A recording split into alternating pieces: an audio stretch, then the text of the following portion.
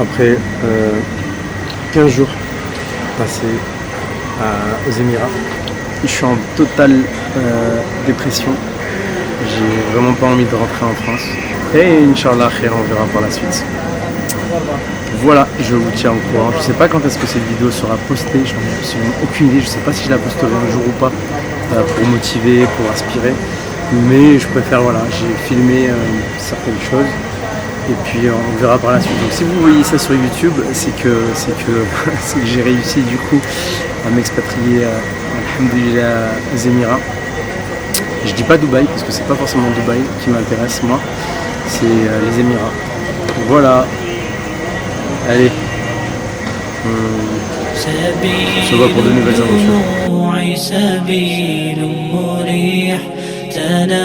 أدا يا صاحي كي تستريح وبث الدعاء الخفي الصريح.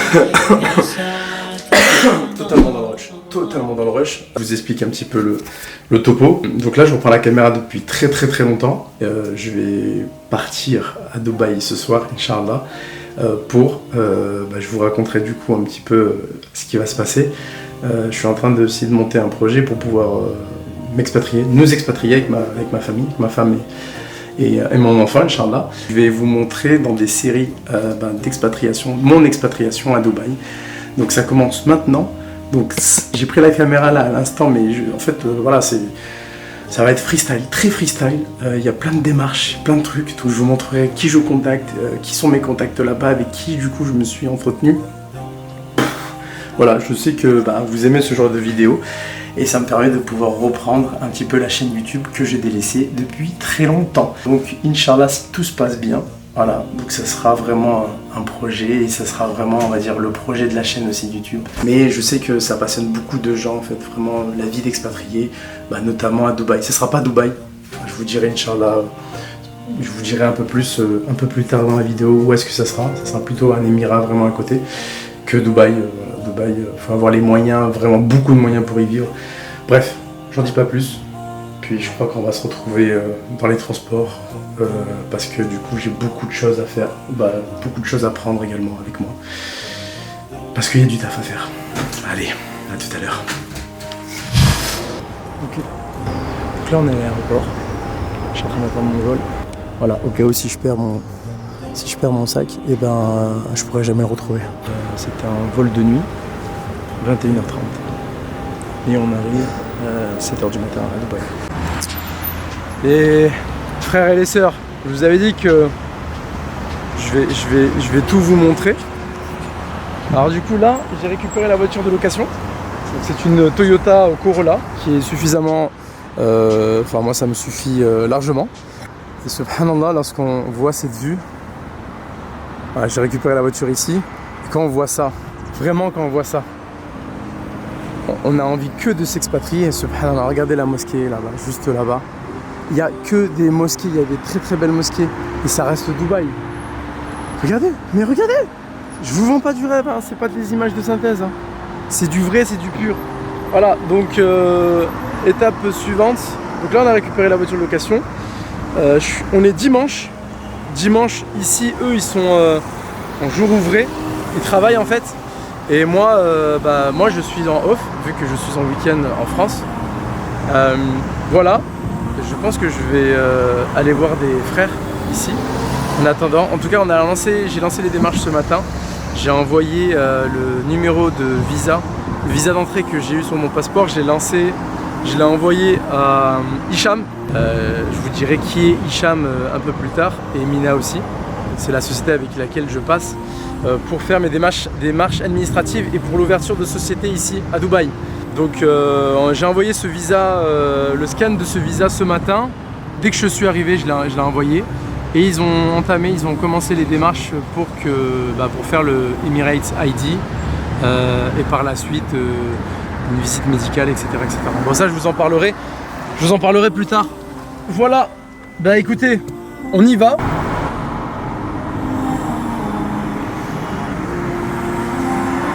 Moi, mon objectif dans ce séjour-là, de 18 jours au total, c'est mes démarches administratives pour être expatrié, pour créer ma société, certes, Mais là, c'est surtout me dire, je veux pas jouer le touriste en fait. Je vais pas aller forcément, je vais pas focus sur faire le Burj Khalifa en voulant monter dans les étages. Non, c'est pas ça mon kiff. Moi, c'est vraiment, je veux faire comme si je vivais à Dubaï. Donc, montrez-moi des restaurants abordables, montrez-moi des activités qu'on peut faire au quotidien avec les enfants, le week-end, avec sa femme, etc., etc. Un mystère sur des gens en fait il y a un mystère sur ce que disent les gens et qui ne vivent même pas à Dubaï en disant ouais mais c'est cher.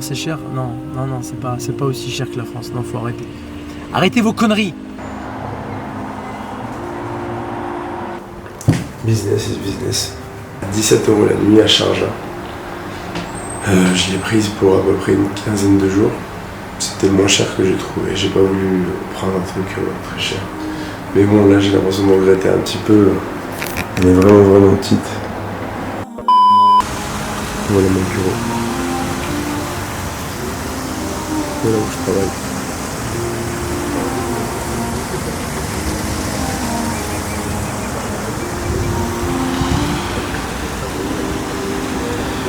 Tableau de bord, journée numéro 2. Elle est terminée. J'ai bien bossé. Je sais pas quelle coupe j'ai là, mais en gros j'ai bien bossé là. Aujourd'hui, donc le matin, je suis parti au Starbucks de la Corniche à Sharjah. Demain, visite médicale et on va en gros faire les empreintes avec Hicham. Je pense pas pouvoir filmer ça, mais en gros, faut savoir que du coup, journée visite. Alors, Hicham avait annoncé à la base que c'était fin de semaine, donc moi je suis arrivé dimanche. Je pensais que la visite médicale, parce que du coup il y a plein de démarches administratives à faire, il m'avait dit que ça devait être fin de semaine. Et là, en fait, demain on est mardi. Et j'ai une visite médicale et les empreintes, donc il a vraiment grave géré. On va voir Inch'Allah si demain c'est bon, car il n'y a pas de souci. Mais voilà, donc quand je lui ai dit ça, il m'a fait on reste modeste. Donc on va voir s'il n'y a pas de souci. Il faut que j'emmène les photos demain avec moi. J'ai pris du riz avec beef masala. Enfin, il y a plein de... Oh là là. On dirait un meuble Ikea le truc, il y a plein de parties. On va voir si c'est bon. Hein. Si vous me voyez demain, si je filme demain, c'est que c'est passé. Pour les appels, WhatsApp, Messenger, Zoom, Signal, alors tout passe, mais si on enregistre du coup nos vocaux, par contre lorsqu'on veut appeler, c'est bloqué en fait pour la France. Donc il faut un VPN, installer un VPN. Il faut que j'aille au coiffeur, parce que là, ça part un peu en live. Je viens de terminer visite médicale ce matin, les empreintes aussi en même temps, tout a été fait alhamdoulilah. Carat récompense Hicham si tu vois cette vidéo, donc c'est bon, là il n'y a plus qu'à attendre les démarches. J'ai passé aussi mon passeport pour avoir du coup ce qu'il faut. Là la prochaine étape c'est l'ID, c'est l'Emirate ID Inch'Allah. Avec l'Emirate ID normalement je suis censé pouvoir ouvrir un compte bancaire. Inch'Allah, d'ici là, on n'a plus qu'à attendre. Ce qui est intéressant, c'est que les personnes par lesquelles on passe ont beaucoup de contacts. Donc en fait, c'est une agence qui s'occupe vraiment des personnes qui souhaitent s'expatrier à l'étranger, que ce soit d'un point de vue professionnel ou personnel. Et en fait, du coup, c'est surtout se dire qu'on fait beaucoup d'erreurs lorsqu'on arrive. On perd beaucoup d'argent en se mettant dans des hôtels, en allant à gauche, à droite. Et c'est vrai qu'eux ont fait cette erreur-là et ils ont voulu en fait, ce business-là a été créé en fait avec cette idée derrière parce qu'il y avait énormément de besoins. Et alhamdoulilah, moi je suis arrivé dimanche matin et subhanallah là on est mardi matin et je fais ma visite médicale. Alors qu'il aurait fallu en temps normal si on n'était pas passé par eux, 15 jours, 20 jours je pense d'hôtel. Donc alhamdoulilah, voilà les récompenses. On est sur un parking gratuit. En fait, c'est un parking, on reconnaît qu'il est gratuit parce qu'il n'y a pas de ligne, il n'y a pas de access, les places privées, je vais aller le savoir aujourd'hui. Heureusement que j'ai demandé. Elles sont gratuites de 22h à 7h. Les amis, j'ai quitté mon Airbnb ce matin, j'ai pris mon sac à dos, je me suis barré parce que c'était pourri. Il est vraiment pourri. Attention, je dénigre pas l'endroit où il vit. Où la personne vit, tu vois. Mais pour un Airbnb, c'est pas ouf. Le lit, il est vraiment genre, il craque. Bon, après, je fais un certain poids, tu vois. En plus de ça, dans la chambre, il y a une sorte de trou où en fait la clim sort de ce trou. La clim sort de ce trou. Et le truc, c'est qu'il n'y a pas moyen de la régler, il n'y a pas moyen de la stopper. J'ai envoyé un message ce matin en mode un peu vénère en disant est-ce qu'on peut stopper l'air conditionné parce qu'en fait j'arrive pas à guérir en fait. Je dors avec un bonnet, un pull et une écharpe. Je prends une serviette pour l'écharpe. J'ai été remboursé de 50% de chaque nuit qui restait, mais je préfère ça que de ne pas profiter d'un certain confort et de continuer à ne pas guérir. Je suis passé en formule hôtel. Ah non, j'en pouvais plus. J'en pouvais absolument plus du Airbnb du gars là. Vraiment, en fait, s'il y a une morale à travers cette histoire, c'est qu'il faut faire très attention. Très attention au prix en fait qui peut être alléchant sur Airbnb.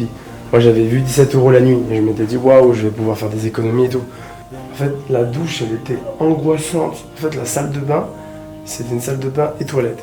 Jusqu'à là, il n'y a pas de souci, tu vois. Et en fait, il est écrit sur tous les murs et sur les toilettes, genre en mode use flush, donc utiliser la chasse d'eau. Il a écrit sur les murs pour nous donner des conseils, mais en fait, t'écris pas sur les murs. En fait, tu peux écrire sur des papiers, pas sur les murs, parce qu'en fait, ça fait pas le même impact. Hein. Moi, c'est pas agréable. Hein. J'ai vraiment l'impression d'être dans les toilettes de Sceaux. L'eau chaude, elle avait du mal aussi à arriver. J'étais à Koh-Lanta en fait. Vendredi soir, je suis en week-end. J'ai pas beaucoup filmé cette semaine parce que j'ai fait que travailler. J'ai une certaine sensibilité, une fragilité au niveau des cordes vocales qui s'est détectée il y a peut-être 2 ans. Il y a 2 ans, j'ai perdu totalement ma voix, je crois, une année. Et l'année dernière, j'ai aussi perdu ma voix, mais perdu vraiment ma voix, genre il n'y a aucun son qui sortait. Et là, j'ai l'impression que je suis pas loin non plus. Et pour ce soir, j'ai pris du népalais chez Momo House. J'ai pris du rice, du fried rice, donc du riz frit. J'ai pris des tumbling, donc des raviolis. Franchement, bon, ils appellent ça népal, enfin ils disent que c'est de la nourriture népalaise, mais ça ressemble beaucoup aux chinois qu'on a en France. Oui, je pense que dans le vlog, il y a une longue pause entre la dernière scène et celle-ci, parce que je suis tombé malade, j'ai vraiment eu du mal à guérir, donc ça m'a saoulé, j'avais plus envie de filmer vraiment. Et, il y a aussi beaucoup de choses, le boulot, les démarches administratives, il faut que je vous en parle. En fait, on a grave pris du retard parce que en fait, moi je voulais une banque qui s'appelle l'Emirates NBD, qui n'est pas celle qui était prévue de base, que Welcome to Dubai vous mette comme la CBD, qui est donc la banque Abu Dhabi, ou la Mashref, je crois. Voilà, c'est ce qui a fait que j'étais censé partir jeudi, donc on est jeudi aujourd'hui, donc j'étais censé partir là, mon vol d'amendement d'école, mais je l'ai décalé à lundi prochain. Tout ce qui est carte bancaire, etc., ça met un peu plus de temps à venir. Même si on a accéléré, on a réussi à avoir des contacts. Ce qui a fait que j'ai dû changer d'hôtel. J'ai rajouté donc des jours, mais j'ai pas voulu rester dans le même hôtel. J'ai dû payer une nouvelle voiture de location parce que j'avais mise en location. Enfin, du coup, je leur avais dit que moi je partais le 16. Et en fait, à la dernière minute, j'ai dû prolonger mon séjour.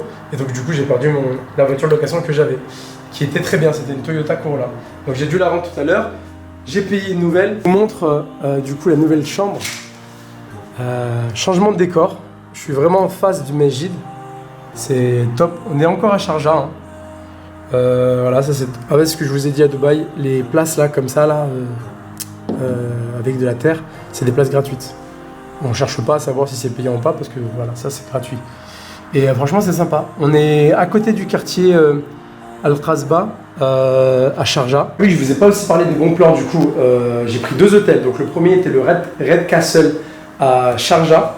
Red Castle Apartment, je crois. Franchement, très bien situé. J'ai pas payé cher parce que je suis passé par Agoda. Voilà, donc il faut savoir que Agoda, c'est c'est pas vraiment de l'arnaque, je pensais que c'était de l'arnaque moi au début, mais ça marche vraiment. Et là je suis passé chez Time Express à Al Khan, à Sharjah aussi. Voilà, donc franchement le standing il est très correct, très sympa. Il y a une salle de sport ici, parce que je crois que Arrêt Cassel du coup elle était fermée. Le sauna aussi était fermé, donc là normalement c'est ouvert. Je pense que je ferai ma séance demain matin. Donc je récapitule rapidement, ce voyage a servi à quoi concrètement? À vraiment me projeter. J'ai dû faire ce voyage et c'est ce que je conseille aussi aux personnes qui souhaitent s'expatrier. Il vous faut un voyage de découverte en amont de se lancer dans l'expatriation pour savoir si vraiment on peut vraiment se projeter, on peut y vivre. Donc, ce voyage-là, au final, il aura duré 20 jours. Le deuxième temps, vous faites votre visite médicale. Donc soit vous y allez par vous-même et puis vous passez pas par une agence de prestations, etc. Mais ça, je peux pas vous conseiller. Enfin, ça, je sais pas du tout comment s'y prendre. Et moi, ce que je vous conseille, c'est vraiment de passer par des personnes qui s'y connaissent. Ça vous fait gagner du temps et de l'argent. C'est très important. Visite médicale, prise de sang, radio du thorax plutôt. Troisième partie, ils ont besoin de votre signature et de votre passeport pour vous faire votre visa résident. Mais en ce moment, on n'a plus besoin de ça, d'après ce que j'ai compris. Il n'y a que l'Emirates ID qui est valable. En fait, on ne vous met plus votre visa résident dans le passeport. D'après ce que j'ai compris, mais je ne suis pas sûr. À demander du coup à Welcome to Dubai. Quatrième partie, vous recevez votre Emirates ID et vous recevez aussi une carte de travailleur. Je vais vous montrer ça. Je vais essayer de cacher, parce que j'ai la flemme de flouter. Mais en gros, voilà, ça ressemble à ça, l'Emirates ID. On m'a aussi donné une autre carte, mais c'est une carte de travailleur, je crois. C'est là où en fait vous offrez votre free zone. Ah oui, il y a aussi la free zone. Alors la free zone, c'est votre société, donc c'est une activité. Ils appellent ça une activité, mais c'est une société, c'est la même chose. En parallèle, vous faites ces démarches-là sans forcément venir. Vous n'avez pas besoin de venir ici pour pouvoir créer votre free zone. Pareil, à distance, j'ai pu contacter Hicham de Welcome to Dubai pour pouvoir me faire l'activité, donc la free zone, avant de venir. Parce que du coup, voilà, il faut que derrière, on va dire que ces démarches-là, elles se parallélisent et qui puissent en fait se matcher. C'est-à-dire que vous n'allez pas pouvoir demander votre Emirates ID si derrière vous n'avez pas 3 conditions. La première des conditions, investir dans le pays. Je crois que c'est à peu près 180 000 dollars ou 180 000 euros. Lorsqu'on investit dans l'immobilier ici, on a la possibilité de demander le visa résident. La deuxième possibilité, c'est de venir en fait en tant que salarié, que votre employeur en fait vous fasse votre visa résident et votre Emirates ID. Et la troisième condition, c'est de créer une activité, donc de créer une société ici. C'est cette raison qui va pouvoir être valable pour demander votre Emirates ID, votre visa résident. Donc moi, j'ai choisi cette troisième solution parce que du coup, je ne me voyais pas être en CDI. En France, je ne l'étais pas, donc je préférais du coup créer mon activité, ma free zone. Et donc la free zone que j'ai pu avoir, Ajman Free Zone. Pourquoi Ajman Free Zone? Honnêtement, c'est pas moi qui ai choisi, c'est vraiment Welcome to Dubai qui m'ont conseillé Ajman Free Zone parce que c'était la moins chère par rapport à mon activité. Très important en fonction des free zones, mais là, je pense que c'est une autre vidéo qu'il faudrait que je fasse encore une fois avec Welcome to Dubai. Je pense que ça serait peut-être sympa de pouvoir les interroger s'il y a des questions pertinentes. Je pourrais vraiment faire une vidéo dédiée à ce genre de questions avec Welcome to Dubai. Donc j'ai terminé ce voyage sur l'Emirates ID que j'avais reçu, sur le compte bancaire que j'avais créé, et donc du coup on m'a donné, j'ai reçu avant de partir bien évidemment ma carte bancaire. Pareil, je vous cache le numéro, les frères, cherchez pas, il n'y a rien à gratter. Voilà. Emirates NBD, et donc ça c'était la dernière raison qui a fait que j'ai prolongé mon voyage pour avoir ma carte bancaire et mes chéquiers, surtout mes chéquiers, parce que par la suite il vous faut vos chèques si vous prenez un logement, bien évidemment. Donc ça c'était vraiment le sujet de ce premier voyage. Et donc dans la deuxième partie que vous allez voir Inch'Allah d'ici quelques jours, je vais essayer de m'y tenir. Le deuxième voyage sera le voyage, on va dire, définitif. C'est vraiment là où je quitte réellement la France, que je vais demander un logement. Bien évidemment, dans ce premier voyage que j'ai pu faire dans la première partie, j'ai visité certains logements qui m'ont plu. Et puis dans la deuxième partie, bien évidemment, je suis allé les revisiter et négocier le prix. Ici, tout se négocie. Les logements, c'est par année, c'est non pas par mois, et c'est en fonction du nombre de chèques. Bref, on verra ça dans la deuxième partie. Et je crois que j'ai rien oublié. Donc je vous laisse terminer cette première partie et je vous dis à la prochaine. Ciao! Et non, c'est pas fini, c'est pas fini. Juste en description, du coup, je vais vous mettre les liens de Welcome to Dubai, donc l'agence de Hicham et de Mina. Je vais également vous mettre les liens du frère Kassim, donc l'agence de location par laquelle je suis passé pour les voitures de location. En termes de prix, c'est imbattable. Il a vraiment des bons modèles et en plus, donc c'est vraiment cool. Que ce soit à Dubaï, Sharjah ou à Ajman, c'est la même chose pour lui. Et je vais vous mettre également les hôtels Red Castle et Time Express en description. Et voilà, n'hésitez pas si vous avez des questions, je vous relaisse avec la suite de la vidéo. Les amis, ça y est, on quitte l'hôtel. Dernier jour, mon vol ce soir, Inch'Allah. Donc je suis en train de tout ranger. Tout est bon. Go à l'aéroport. Avant ça, il faut que je me pose tout à l'heure au Starbucks pour pouvoir rendre la voiture et travailler déjà aujourd'hui, parce que je travaille encore aujourd'hui. Regarde, gauche, à droite. Je suis au bout de ma life, je sais même pas pourquoi je rentre. Si, je sais pourquoi je rentre. Pour mieux revenir, Inch'Allah. C'est magnifique. C'est totalement magnifique. Je récapitule, dans cette vidéo, c'est une vidéo où je vous annonce officiellement que j'ai quitté la France. J'ai pris mon billet d'avion sans forcément un retour. C'est ce qui m'a mis la grosse boule au ventre hier, vendredi. Parce qu'en fait, j'ai pris un billet à aller en fait. Et j'avais pas de retour, alors que j'ai jamais fait ça de ma vie.